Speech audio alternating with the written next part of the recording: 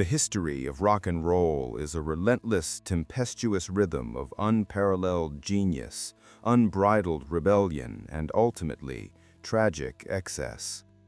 It is a saga woven with threads of innovation and cultural upheaval, yet beneath the shimmering bright lights and the deafening roar of loud guitars, a darker, more insidious pattern persists.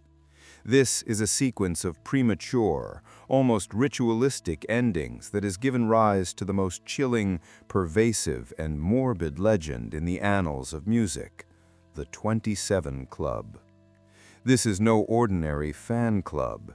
It is a macabre, exclusive registry of iconic musicians whose collective fates are bound by a single, terrifying constant. Each member, at the absolute zenith of their creative power, global influence, and personal fame, met a tragic, untimely, and often mysterious death at the precise age of 27. The sheer, cold, and statistically improbable consistency of this age, defying all human statistical and scientific logic, is what transforms a mere string of unfortunate coincidences into something far more sinister. For millions of fans, historians, and conspiracy theorists alike, this isn't simply bad luck. It's a curse, a malignant fate, or the dreadful, ultimate price paid for a fleeting moment of immortal fame. The narrative of the 27 Club echoes ancient warnings and mythological tropes, that extraordinary otherworldly talent often comes hand in hand with an equally extraordinary terminal debt, a dark pact, a deal struck with unseen malevolent forces for a temporary crown and a promise of eternal, albeit posthumous, remembrance. This is the ultimate Faustian bargain, played out repeatedly on the global stage, generation after generation, leaving a trail of questions and shattered legacies. The true, deep origin of this curse is not found in the gleaming modern recording studios of Hollywood, nor in the smoky bohemian clubs of London's swinging 60s. Instead, its roots delve much deeper, reaching into the sweltering heat and profound spiritualism of the American South, the very birthplace of the Delta blues. Here, in the heartland of raw, unadulterated musical expression, we begin with Robert Johnson, 1911 to 1938, often referred to as the quintessential lost soul, the enigmatic patriarch of the blues, and arguably the very first member of this dreaded club. Early historical accounts and oral traditions paint a vivid picture of Johnson's initial musical prowess. He was, by almost all contemporary measures, a shockingly poor, almost amateur guitarist, often ridiculed by seasoned musicians for his inability to play even a simple chord progression correctly, frequently being chased off stage by frustrated audiences. He vanished for a significant period. Some historical records suggest 6 months, others a full year, maybe even longer, dropping off the known social and musical grid entirely. When he dramatically reappeared, his transformation was nothing short of miraculous. He possessed a revolutionary skill that was unnerving, almost supernatural, his fingers dancing across the fretboard with a speed and complexity that defied explanation. The local legend, passed down through generations of bluesmen and sharecroppers, quickly solidified. Johnson, it was claimed, had taken his guitar to a secluded crossroads at midnight, often specified as the lonely, windswept intersection of highways 49 and 61 near Clarksdale, Mississippi. There, he had struck a bargain, his immortal soul for his unparalleled, God-given or perhaps devil-given genius. This Faustian pact, sealed on a dusty, desolate Mississippi backroad under a moonless sky, became the foundational myth of the 27 Club, establishing the terrifying rule that world-altering talent requires a life cut short in payment. Johnson's newly acquired genius came hand in hand with a profound, almost debilitating paranoia. He often turned his back to the audience while playing, hunched over his guitar, fearing that if anyone saw his intricate fingerwork, his secret, or perhaps the devil himself would be revealed, or the magic would simply dissipate. Musically, his transformation was astonishing. He introduced advanced techniques such as the walking bass on acoustic guitar, complex polyrhythms where he played rhythm, lead, and bass lines simultaneously, and a mastery of slide guitar that was technically impossible for his peers to replicate. His recordings, raw and visceral, sounded decades ahead of their time, further fueling the belief that his skill was purchased, not meticulously learned through practice. He died mysteriously in 1938, officially attributed to strychnine poisoning, though the actual circumstances are intensely debated, mired in rumor and conflicting testimonies. The contradictory reports from the two women present during his final days, one stating a slow, agonizing death from poison, the other suggesting a different, sudden end after drinking tainted whiskey from a jealous husband, only add to the demonic mythology. The lack of definitive grave marker and the pervasive ambiguity of his passing, forever shrouded in mystery, sealed his fate as the eternal enigma. His death at 27 years old, precisely at the peak of his influential, albeit brief, recording career, established the haunting template: immense, groundbreaking genius followed by a mysterious, abrupt, and premature end. He was the unwitting first sacrifice, initiating the terrifying curse that would resurface decades later with terrifying precision and consistency. Part 2. The Unholy Trinity, the Fatal Convergence of 1969 to 1971. The curse, lying dormant for 3 decades, gained its terrifying, undeniable momentum with a series of rapid-fire shocks between 1969 and 1971. This 2-year period, marking the explosive climax and subsequent tragic unraveling of the psychedelic era, witnessed a succession of deaths that definitively solidified the pattern, proving beyond a doubt that the curse was not only active, but had returned with a vengeance to collect the debt from a new, legendary generation of rock gods. The stunning speed and precise age of these 3 high-profile deaths in such quick succession created a profound cultural trauma that transcended mere grief, demanding a deeper, often supernatural explanation. The first devastating blow came with Brian Jones, 1942 to 1969, the brilliant, eccentric founder and original musical visionary of the Rolling Stones. Jones, already spiraling uncontrollably into debilitating drug addiction and acute paranoia, was found dead at the bottom of his swimming pool at Cotchford Farm, his Sussex home, just 1 month after being brutally forced out of the very band he had painstakingly created.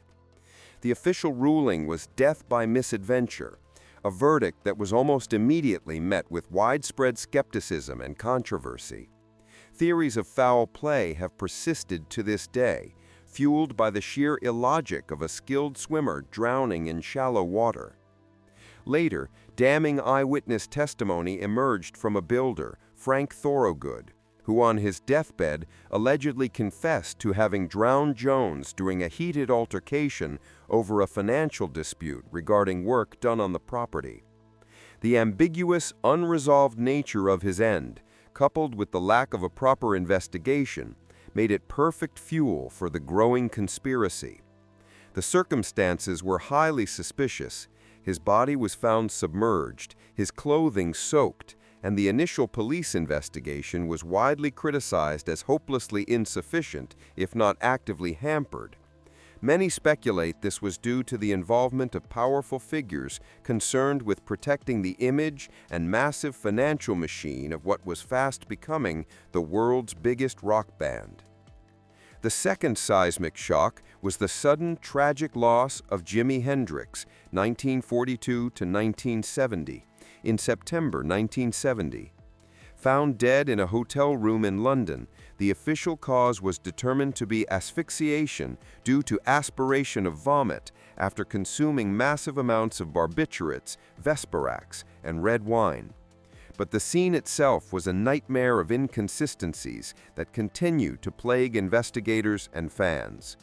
The sheer volume of red wine found in his lungs, reportedly over 3/4 of a liter, was medically baffling, leading experts to suggest he may have been physically incapacitated or even forcibly intoxicated for such an amount to enter his respiratory system. Crucially, his notoriously unscrupulous manager Michael Jeffrey held a significant life insurance policy on Hendrix and was known to be in severe financial debt, facing a looming crisis. This led to persistent theories that he orchestrated his death for profit, viewing Hendrix alive as a liability and dead as an asset. Furthermore, a crucial notebook containing Hendrix's final musical ideas, lyrical fragments, and philosophical thoughts mysteriously vanished from the scene, suggesting his true final legacy was intentionally suppressed or stolen by those who stood to benefit from his silence. This theory remains a persistent and dark shadow over his memory, fueling the chilling idea that his talent was simply too explosive, too revolutionary, and too profitable to be allowed to mature naturally.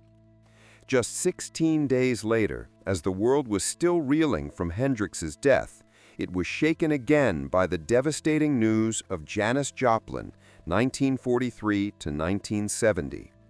Her death from a massive overdose of unusually potent heroin, a hotshot, completed the triple shock, confirming the terrifying pattern. The timing was statistically impossible to ignore, solidifying the idea of an active, malevolent force. The discovery of $2,500 she had meticulously saved and hidden under her mattress specifically for her funeral suggested a horrifying subconscious acceptance of her inevitable fate, a haunting self-fulfilling prophecy rooted in her self-destructive lifestyle. Her manager, Albert Grossman, later spoke of the chilling symmetry, remarking that the deaths had happened too perfectly to be random, as if destiny had intervened directly and deliberately in the rock world to create this dark legend. The final pillar of this early defining era of the 27 Club was Jim Morrison, the enigmatic lead singer of The Doors. He died in Paris in July 1971. The central mystery, which fuels endless speculation, is the complete lack of an autopsy, preventing any definitive answers about his cause of death.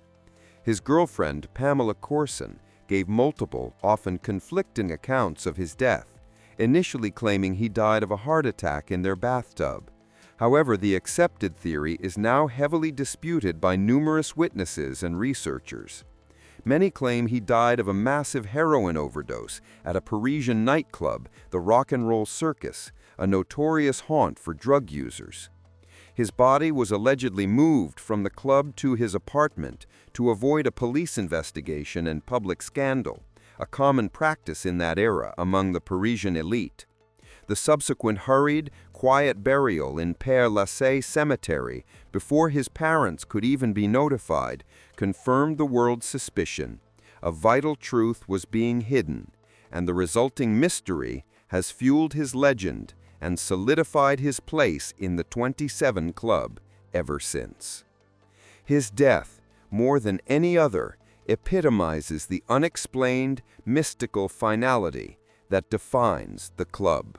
Part 3. The Wider Pantheon and the Unseen Hand of Fate. The curse, now undeniably established, proved it was not merely a phenomenon of the late 60s, but an intergenerational force. It began weaving a deadly pattern across various genres, demographics, and backgrounds, suggesting a universal rule applied to genius that few can escape, regardless of their specific path to fame. Ron "Pigpen" McKernan, 1973. McKernan, the blues-soaked keyboardist and vocalist who was the soulful core of the Grateful Dead, died from a gastrointestinal hemorrhage caused by years of severe alcoholism. His passing proved that the curse was not limited to hard drug abuse or suicide. It was about a more general bodily failure at the age of 27, a direct, cumulative consequence of the unsustainable rock and roll lifestyle finally collapsing the fragile human system. His death underscored the internal biological component of the curse, demonstrating how the body simply gives out under extreme pressure at this specific age. Pete Ham, 1975. Ham, the brilliant songwriter and lead singer of the power pop band Badfinger, tragically committed suicide by hanging himself in his garage. His death was directly attributed to the ruthless financial exploitation by unscrupulous music industry managers who had systematically defrauded the band of their earnings. His final note, bitterly blaming the bastard who cheated them, highlights the dark, predatory side of the music business as a powerful, non-supernatural, yet equally fatal contributor to the curse. A manufactured despair fueled by corporate greed and systemic injustice. Les Harvey, 1972. Harvey, a talented Scottish guitarist, died in one of the most bizarre and unexpected cases of the 27 Club. He was electrocuted on stage during a sound check by a faulty, ungrounded microphone. This freak accident, completely outside the context of drugs, alcohol, or suicide, profoundly suggests that the curse may simply be about fate intervening violently and randomly, ensuring that the life ends at the designated age, preventing them from surviving past the magical threshold of 28. It implies an almost cosmic precision in the timing of their demise. Jean-Michel Basquiat, 1988. The brilliant, enigmatic artist, a pivotal figure in the neo-expressionist movement, died from a heroin overdose. His inclusion in the 27 Club extended the pattern beyond music, showing that the curse affects any genius whose life burns too intensely under the global spotlight, regardless of the artistic medium. It suggests a broader curse on those who transcend normal boundaries of creativity and notoriety. The sheer, inexplicable recurrence of the age 27 across such diverse circumstances spanning decades unequivocally suggests a supernatural precision that cannot be dismissed by mere coincidence. It implies a controlling, external force, be it a cosmic alignment, a malevolent entity, or an inherent vulnerability of genius, orchestrating these profound tragedies. Part 4. The Modern Martyrs and the Brutal Confluence, Why 27? The curse cemented its chilling place in modern culture with the tragic death of Kurt Cobain, 1967 to 1994, the reluctant voice of Generation X and frontman of Nirvana.